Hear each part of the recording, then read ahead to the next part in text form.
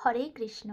ভক্তরা কিভাবে আদি পরম ধাম প্রাপ্ত হন, এই প্রশ্নের উত্তর আছে শ্রীমদ্ ভগবদ্গীতার অষ্টম অধ্যায় অর্থাৎ অক্ষর ব্রহ্মযোগের 28 নম্বর শ্লোকে। এই শ্লোকে ভগবান শ্রীকৃষ্ণ অর্জুনকে কি বলছেন আসুন জেনে নিই।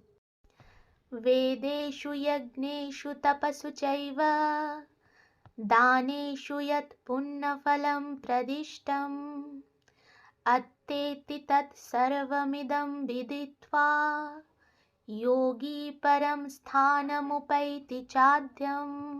অর্থাৎ ভক্তিযোগ অবলম্বন করলে তুমি কোনো ফলেই বঞ্চিত হবে না।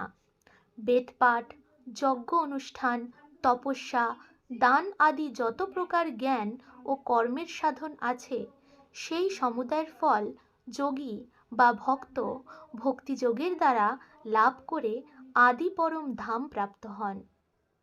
রাধে রাধে।